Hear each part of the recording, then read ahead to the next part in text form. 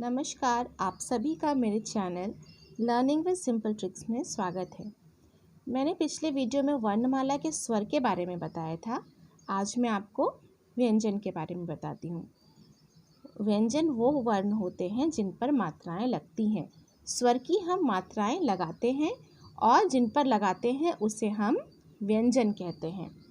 तो आज मैं आपको क ख ग घ पूरा बताने वाली हूँ कि उसका सही उच्चारण क्या होता है, और उसके साथ ही साथ मैं आपको एक बहुत ही इंटरेस्टिंग चीज़ बताने वाली हूँ जो आपने शायद इससे पहले कभी सोची भी नहीं होगी। शायद आपने अपने बचपन में तो पढ़ा होगा या आपने अपने बच्चों को शायद ही बताया होगा इन सारी चीज़ों के बारे में। तो वो इंटरेस्टिंग चीज़ भी मैं आपके साथ शेयर करूँगी पढ़ाते वक्त। ठीक है, तो आइए शुरू करते हैं। सबसे पहला क से कबूतर, ख से खरगोश, ग से गमला, घ से घड़ी। या मतलब कुछ नहीं, इससे कोई भी शब्द शुरू नहीं होते हैं।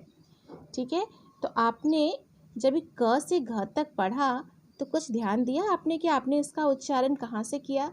क्या आपने कभी सोचा है कि जब भी हम क, ख, ग, घ बोलते हैं तो इनका उच्चारण एक ही स्वर में एक तरीके से किया जाता है। तो जब भी हम क, ख, ग, घ बोलते हैं तो इसका उच्चारण हम अपने गले से कर रहे होते हैं। अभी बोलते वक्त आप वापस से ध्यान दीजिए, हम गले पर जोर दे करके क से घ तक का उच्चारण करते हैं। क, ख, ग, घ। इसमें जिस शरीर के आपके जिस भाग का इस्तेमाल हो रहा है वो है आपका गला। अभी अगला च से चम्मच, छ से छतरी, ज से जहाज, झ से झरना। या मतलब कुछ नहीं। तो अभी सेम चीज़ मैं आपसे पूछने वाली हूँ कि आपने च से झ तक जो बोला, आपने उसका उच्चारण कौन से भाग से किया? इसमें जब भी हम च, छ, ज, झ बोलते हैं तो इसमें हम हमारी जो जीभ है उस पर जोर दे कर के बोलते हैं। जब हम अपनी जीभ पे जोर देते हैं तब जा कर के हम च, छ, ज, झ का उच्चारण कर पाते हैं। अभी अगला हम पढ़ेंगे ट से। ठीक है, ट से टमाटर, ठ से ठठेरा, ड से डमरू, ढ से ढोलक, अड़ से बाण। अड़ से क्या होता है? अड़ कभी भी इससे कोई भी शब्द शुरू नहीं होते हैं। अड़ या तो शब्दों के बीच में आता है या तो आखिरी में आता है। जैसे हमने बोला बाण, तो बाण के आखिरी में अण आया हमारा। तो अभी ट, ठ, ड, ढ इसका उच्चारण हमने कहाँ से किया? जब भी हम अपने जीभ को अपने मुंह के ऊपर भाग में टच करते हैं तब जाकर के हम इसका उच्चारण कर पाते हैं। अगर आप ऐसा नहीं करेंगे तो आप इसका उच्चारण कर ही नहीं पाएंगे। आप एक बार आजमा कर ज़रूर देखिएगा कि अगर आप ट, ठ, ड, ढ इसमें हमारी जीभ ऊपर टच हो रही है, यही अगर आप नीचे टच करके बोलेंगे तो आप बोल ही नहीं पाएंगे। तो ये ट्राई ज़रूर करिएगा आप सब। अगला है त से तरबूज, थ से थर्मस, द से दवात, ध से धनुष, न से नल। तो इसमें हमारे त से ध तक का उच्चारण एक ही तरीके से किया गया है। इसमें हम अपने जीभ को दांतों से सटाते हैं तब जाकर के हम इसका उच्चारण कर पाते हैं। त, थ, द, ध। न से जैसे ट हमने किया था थोड़ा सा अलग है न, इसमें हमारा जो जीभ है वो ऊपर टच होता है। बाकी त, थ, द, ध इन सभी का उच्चारण एक ही तरीके से किया जाता है। प से पतंग, फ से फल, ब से बतख, भ भ से भालू, म से मछली। अभी इन सब का उच्चारण कैसे किया, ध्यान दिया आपने?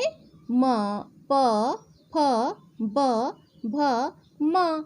इसमें हमने जो उच्चारण किया है वो अपने होठों से किया है, होठ को बंद किया। जब होठ को बंद किया तब हम इसका उच्चारण कर पाए।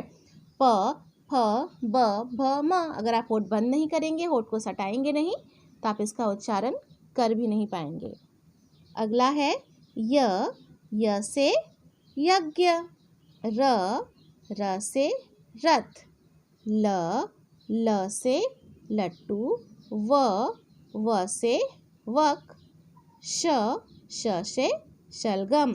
यहाँ पर य, र, ल, व इन सब का उच्चारण सब अलग अलग हुआ है। जो हमने भाग ऊपर यूज़ किए थे उन सब का अलग अलग यहाँ पर है, ठीक है।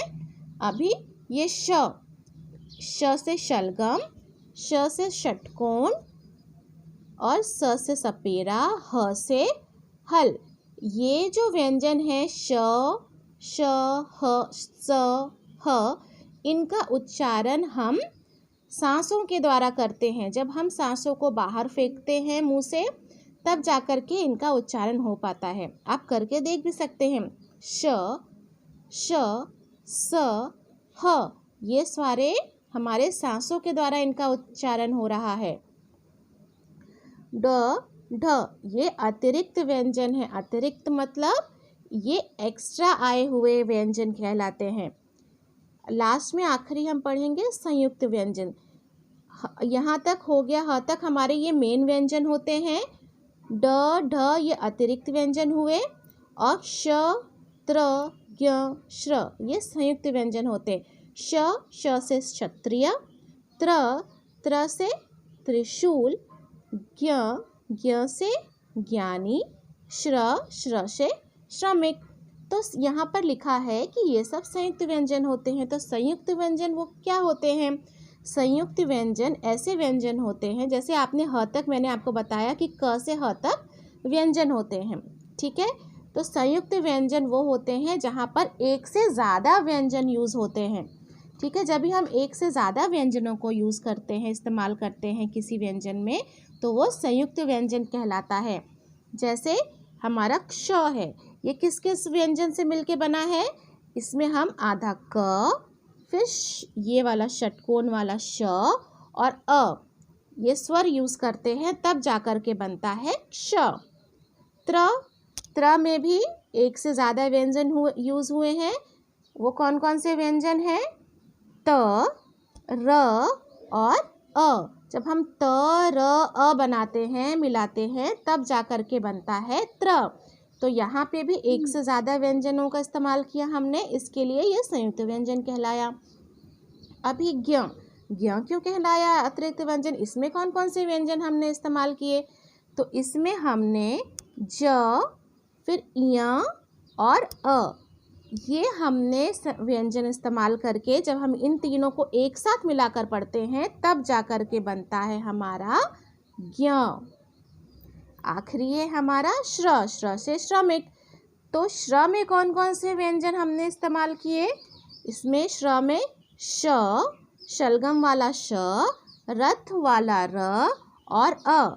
लेकिन जो भी हम व्यंजन यूज़ करते हैं, इस्तेमाल करते हैं इसमें, वो सारे आधे आधे, आधा शलगम वाला आधा श, रथ वाला आधा र और अस्वर वाला अ। इन तीनों को हम मिलाते हैं, तब जाकर के बनता है श्र। तो समझ में आया कि संयुक्त व्यंजन क्या होते हैं? संयुक्त व्यंजन वो व्यंजन होते हैं जिसमें हम एक से ज़्यादा व्यंजनों का इस्तेमाल करते हैं। तो हमारे जो मुख्य व्यंजन होते हैं वो क से ह तक होते हैं। ड और ढ जो है वो अतिरिक्त व्यंजन होते हैं। श, त्र, ज्ञ, श्र ये संयुक्त व्यंजन कहलाते हैं।